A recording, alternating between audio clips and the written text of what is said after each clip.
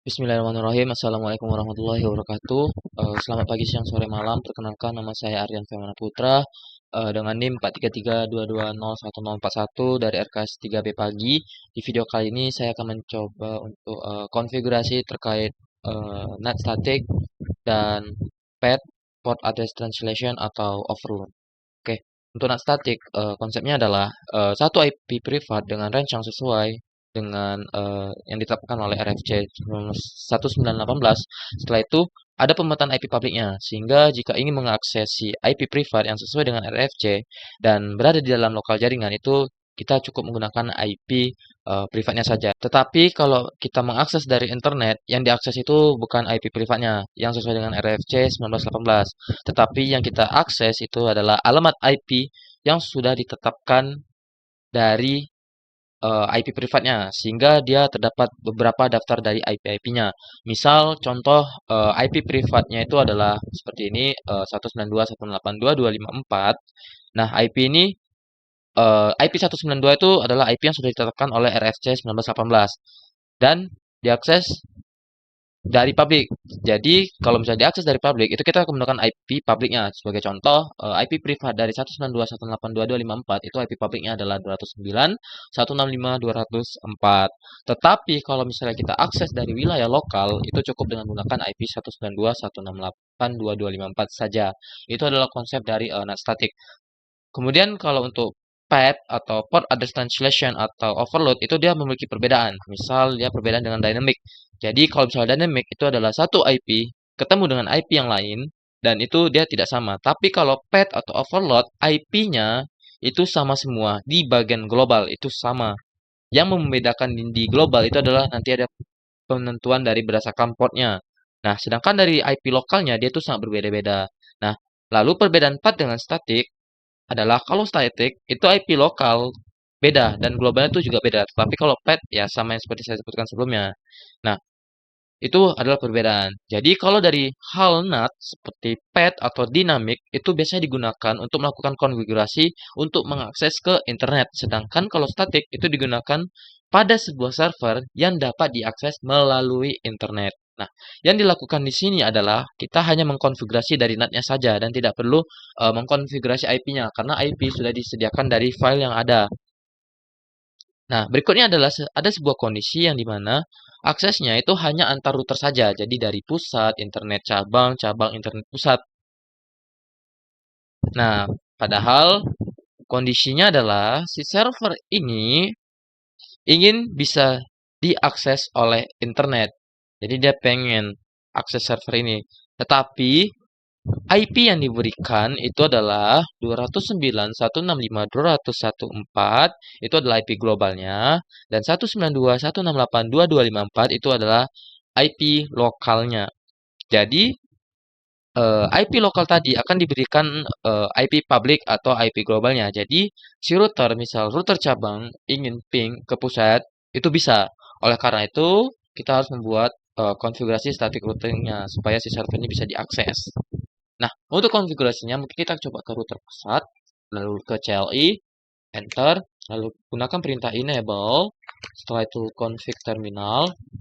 Nah, setelah itu kita akan gunakan perintah ipnat inside source static 192.168.225.201.201.4 enter. Nah, perintah yang barusan dibuat ini bisa diasumsikan sebagai membuat kamus dengan bernama ipnat inside source static 192.168.2.254. Nah, terjemahannya atau IP publiknya itu adalah 209.165.201.4. Nah, berikutnya itu kita harus memberikan informasi IP mana yang sebagai inside dan IP mana yang sebagai outside. Nah, inside itu adalah berada di dalam router. Hal ini ya berada di jaring area pusat. Lalu outside itu adalah bagian luar routernya. Hal ini ya internet. Seperti itu. Jadi, perintah di atas tadi itu cuma sebatas alamat IP lokal dengan IP-nya 192.168.2.254 dan alamat public atau globalnya ya adalah 209.165.204. Nah, untuk langkah selanjutnya adalah melakukan konfigurasi eh, IP ini akan mau direkatkan kemana atau interface-nya itu ditaruh mana. Mungkin kita akan coba masuk ke interface FA00 dulu. Interface FA0/0, enter. Nah, selanjutnya kita akan gunakan perintah IP NAT inside, enter. Nah, jadi terdapat informasi bahwa konfigurasi sebelumnya itu IP NAT inside source static 192.168.225.4 Nah, inside-nya itu berada di interface FA00. Dan ya interface-nya itu masih berada di area lokal routernya. Jadi untuk outside-nya itu kita akan gunakan di interface giga 000. Mungkin kita exit dulu, baru interface gigabit Ethernet 0/0/0, lalu kita buat IP NAT outside, enter. Nah, FA00 itu akan menjadi inside dan giga 000 itu akan menjadi outside. Nah, mungkin kita akan bisa cek dengan perintah exit dulu, lalu do show run. Kita cek. Nah, di FA00 itu sudah ada IP NAT inside. Lalu di gigabit Ethernet 000 itu ada IP NAT outside. Lalu terdapat IP NAT inside source static yang sudah kita daftarkan sebelumnya. Nah, oke, selanjutnya kita akan mencoba menggunakan perintah show IP NAT translations. Nah, oh, seperti ada yang kurang. Oke, nah, sini terdapat inside global dan inside lokal. Jadi apapun IP dari public yang tujuannya 209.165.201.4 dan akan ditransfer ke lokalnya yaitu 192.168.225.4. Hal ini berada di server yang ada di pusat. Setelah itu mungkin kita akan coba ping dari router cabang. Oke, kita ping di sini. Oke, baru ke CLI, enter, lalu enable. Lalu kita akan coba ping dengan IP-nya ping 209.165.201.4, enter.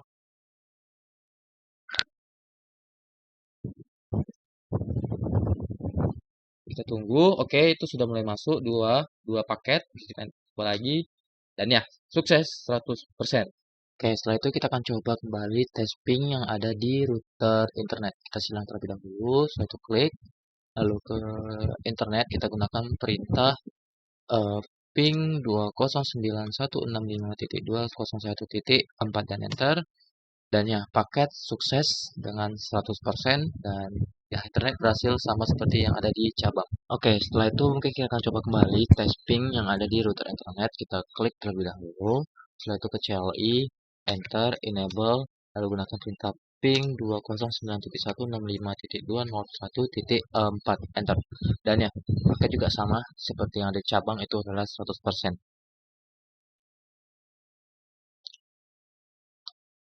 Selanjutnya,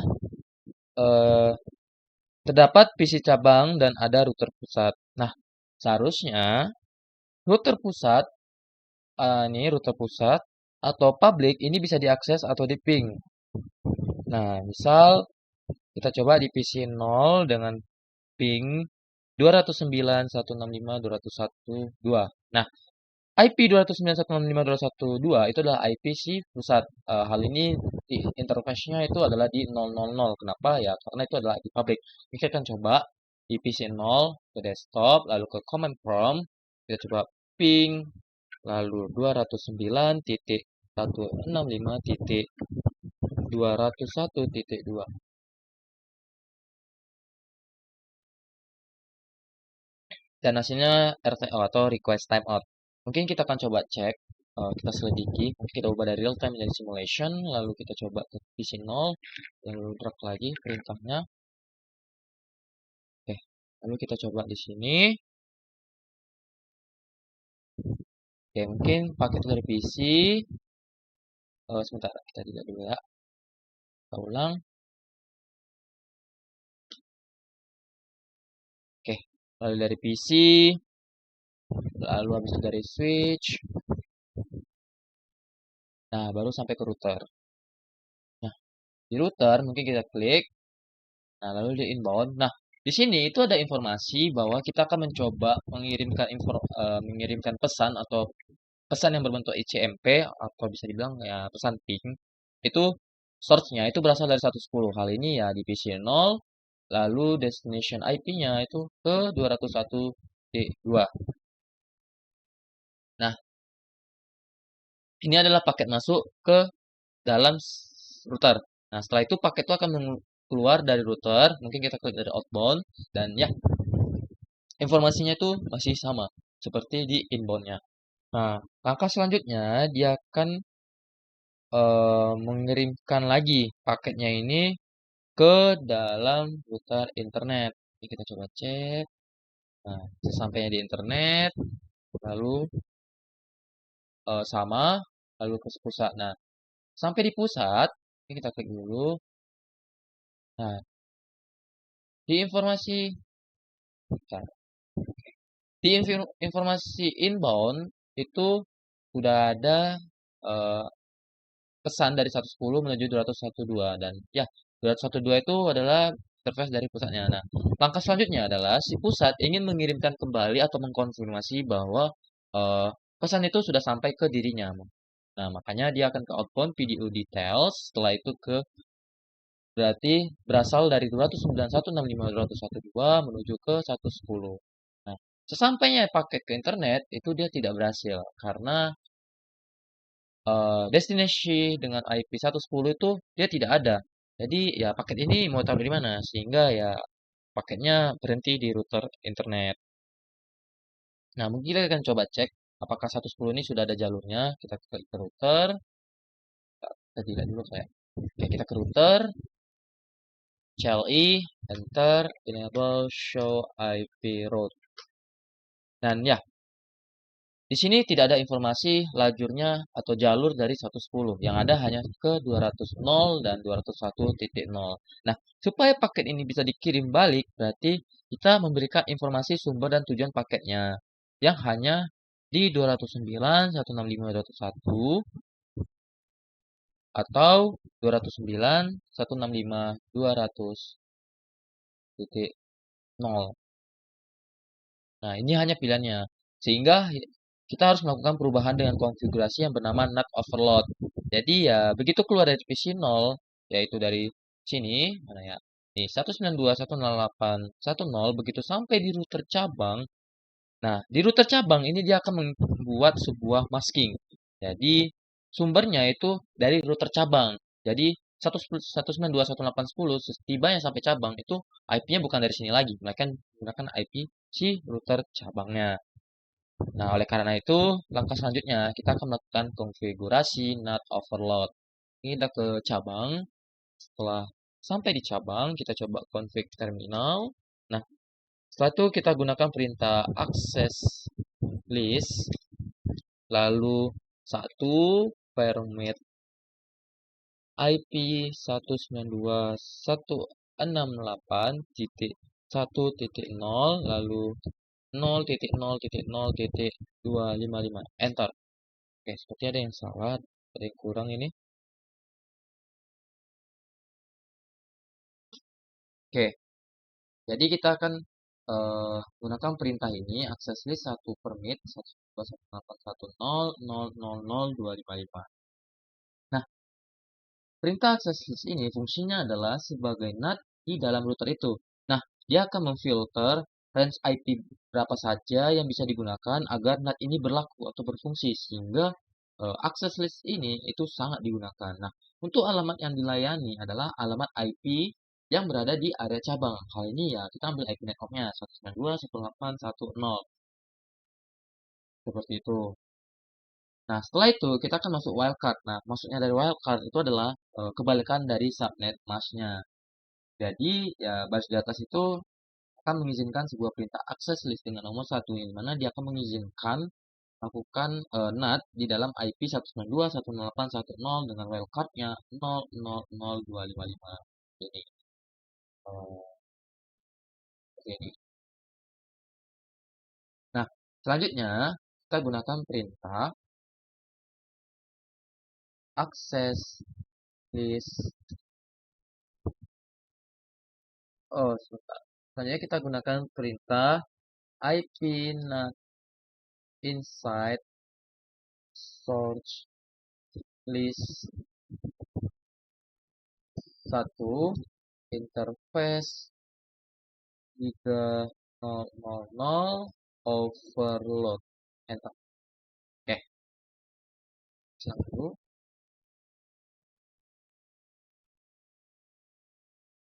Nah, ipnut inside sort list itu kita masukkan access list-nya, yaitu 1. Ya, yang sudah kita tambahkan sebelumnya, ini 1. Nah, lalu interface-nya, untuk interface-nya itu kita gunakan yang ini. Gigabit 000, bukan di FA00, tapi kita gunakan di sini. Nah, setelah itu, access list ini itu berlaku untuk overload. Jadi, overload-nya ini akan didapatkan di dalam giga 000. Seperti itu. Nah, kemudian, langkah selanjutnya, karena ini kita akan melakukan konfigurasi NAT, nah, di dalam NAT itu harus masukkan perintah ipnut inside dan outside. Seperti yang ada di konfigurasi di router pusat. Mungkin kita coba di interface giga 00 dulu. Interface giga 0/0/0, enter. Lalu kita buat ipnut inside, enter. Lalu exit. Lalu interface FA0/0.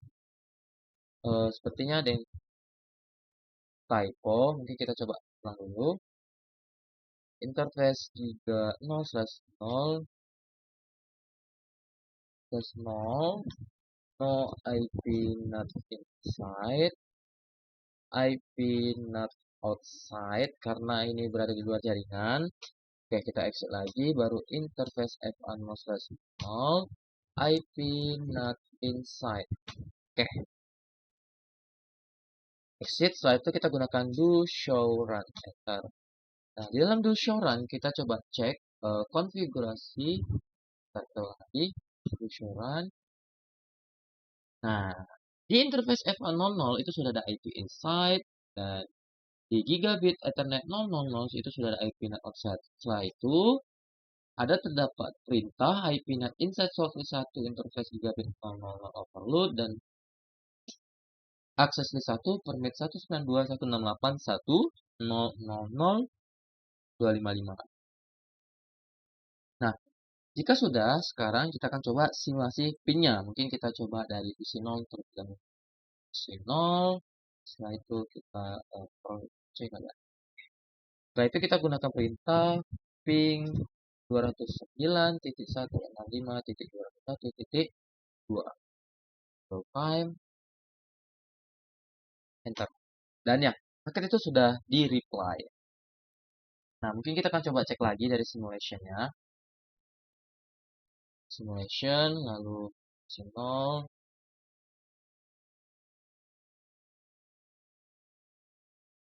Lalu kita coba ping. Oke. Pak, ini berawal dari PC.